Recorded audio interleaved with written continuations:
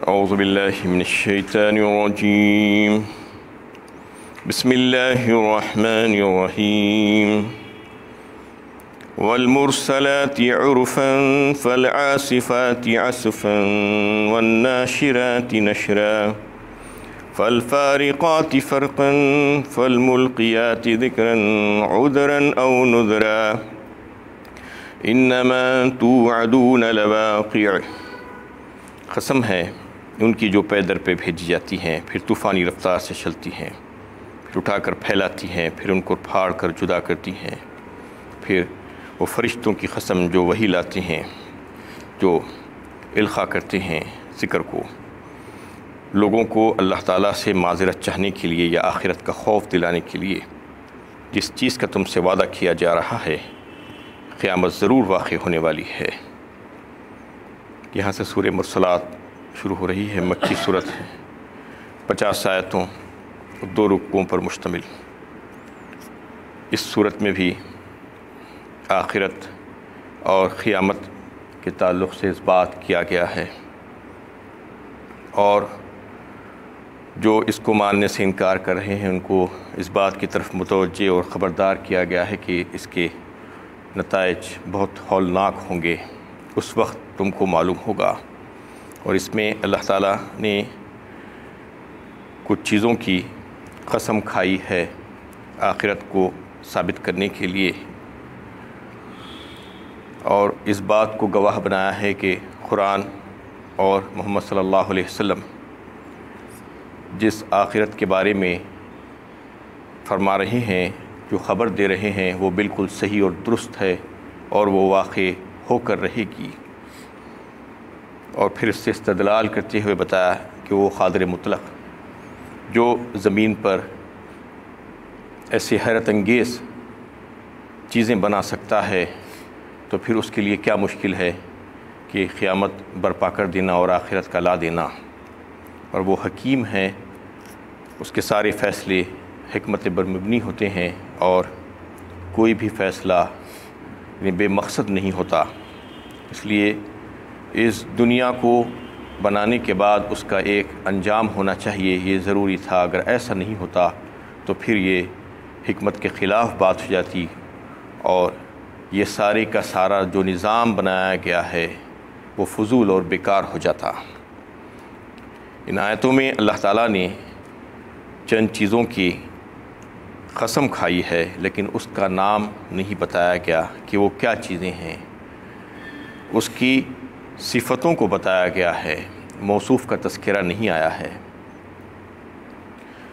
بہت سے صحابہ اور تابعین اس سلسلے میں مختلف رائے رکھتے ہیں۔ بعض حضرات کی رائے ہے کہ یہ ساری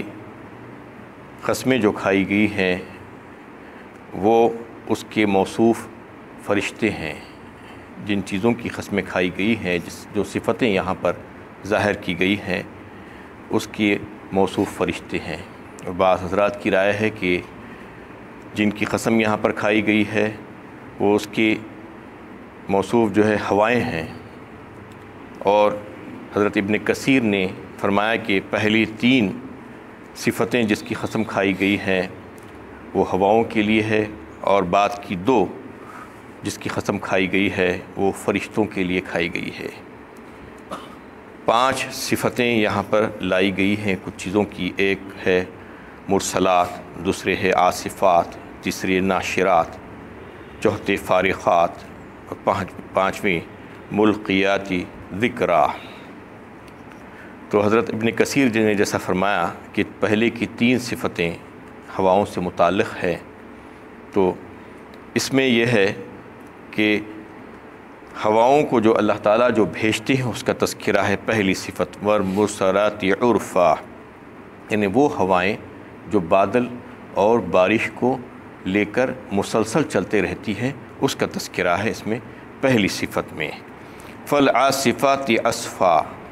پھر دوسری ہواؤں کی جو صفت ہے وہ بڑی تیز آندھی اور طوفان والی جو ہوائیں ہوتی ہیں، وہ ہواؤں کا تذکرہ ہے اس میں۔ پہلی ہواؤں کا جو تذکرہ ہے پہلی بات میں، وہ نافع ہوتی ہے، نفع بخش ہوتی ہے، انسان کے لیے فائدہ دیتی ہے، اس میں بارش ہوتی ہے۔ اور دوسری تیز ہوا ہوتی ہے اور وہ نقصانات پہنچاتی ہے انسان کو۔ والناشرات نشرا، اور تیسری وہ کو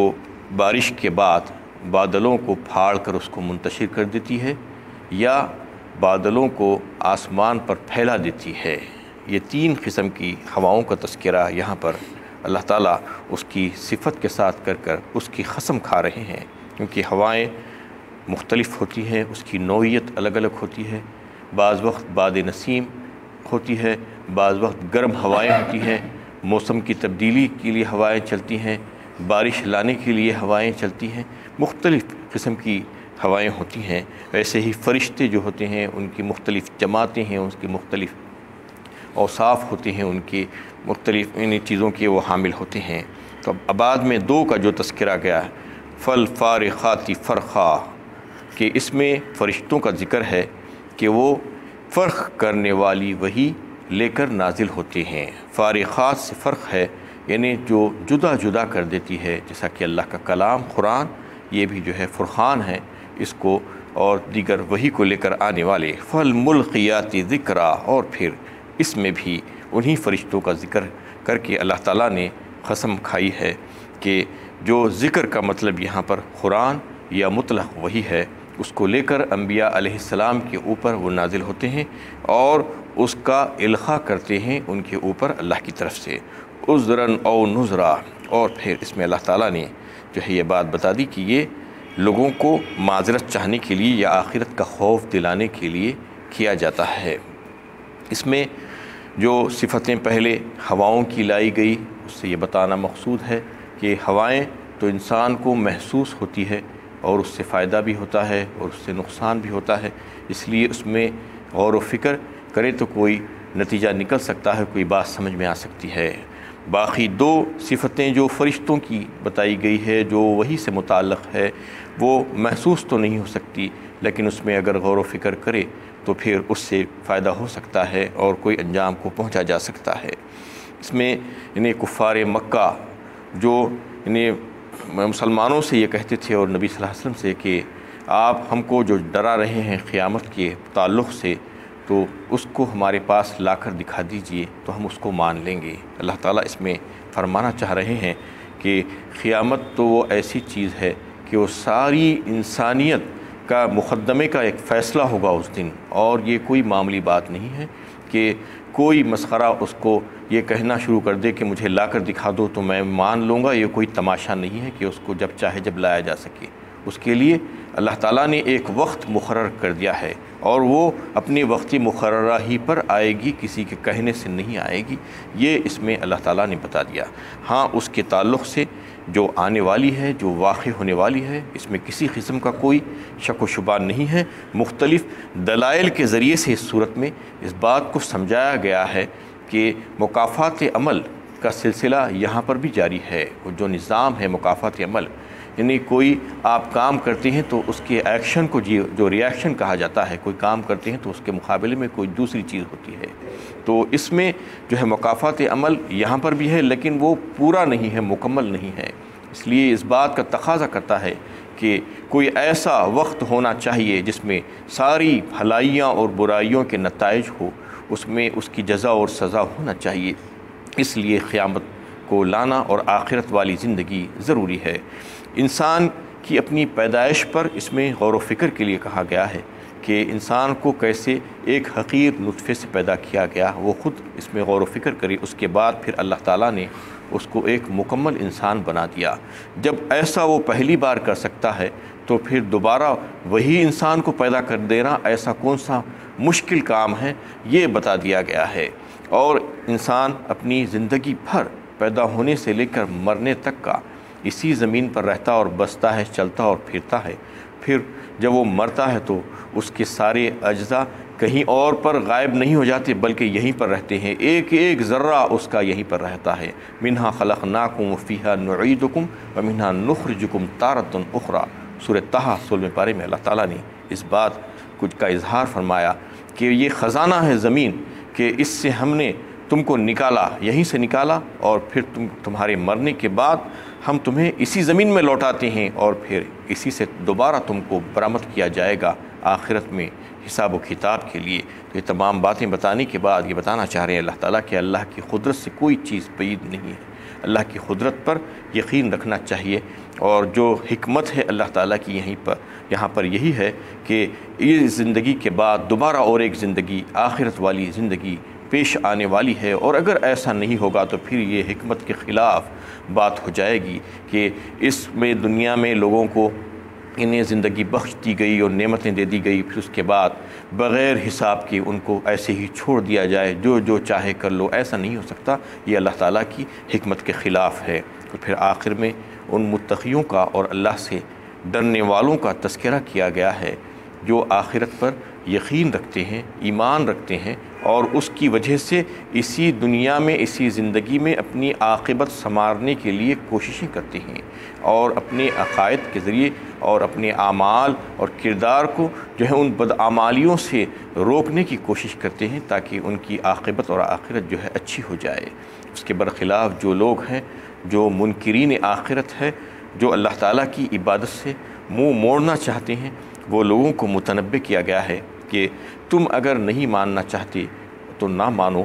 تھوڑے دن کا ہے تمہارے لیے اس میں فائدہ، کچھ کھا پی لو، کلوا وتمتعوا قلیلا انکم مجرمون، کہا گیا کہ اس کے بعد پھر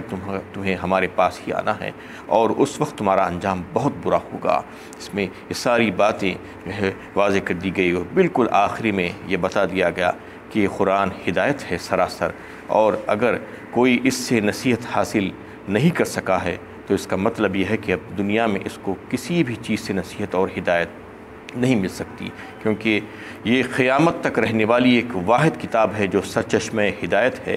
اس سے جو ہے ہم کو نصیحت حاصل کرنا ہے۔ کوئی اگر اس سے منہ موڑتا ہے اور اس سے غفلت برتتا ہے تو یہ سمجھ لینا چاہیے کہ اس کے لیے ہدایت کے دروازے اب بند ہو چکے ہیں۔ اس کے بعد چاہے ہزاروں کتابیں پڑھ لے، اس کو ہدایت حاصل نہیں ہو سکتی۔ اللہ تعالیٰ نے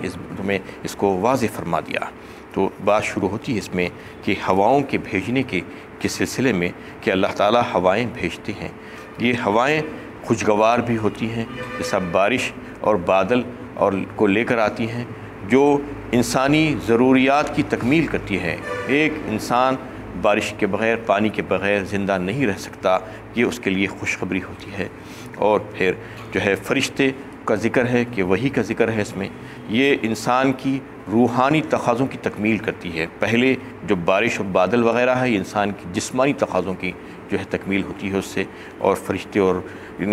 جو وہی آتی ہے اس کے ذریعے سے انسان کی روحانی تقاضوں کی تکمیل ہوتی ہے۔ اس میں جو ہواؤں کا جو تذکرہ ہے کہ پہلے اگر ہوائیں رک جاتی ہیں اور بارش نہیں پڑتی ہے، اس کی وجہ سے خیز سالی اور سوکھا پڑ جاتا ہے، تو انسان بڑا غم زدہ ہو جاتا ہے اور تکلیف میں پڑ جاتا ہے۔ اس کی وجہ سے اس کو جو ہے وہ اللہ کی طرف رجوع کرتا ہے، توبہ استغفار کرتا ہے اللہ تعالیٰ سے۔ اور اگر ہوائیں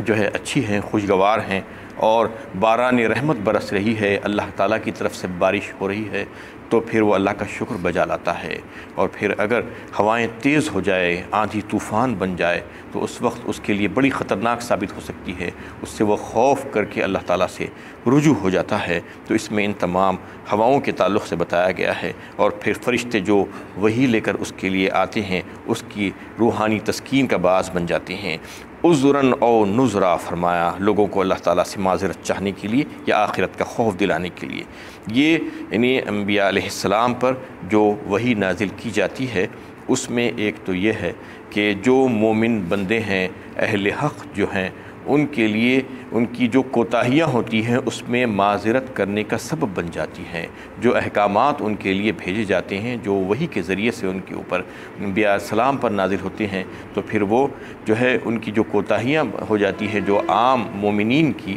تو اس میں ان کو معذرت کا سبب بنتی ہے۔ اور جو اہل کفار ہے، اہل باطل ہے، ان کے لیے ایک ڈراوا ہے عذاب سے بچ جانے کے لیے، اور یہ نذیر بن جاتی ہے۔ انما توعدون لواقع،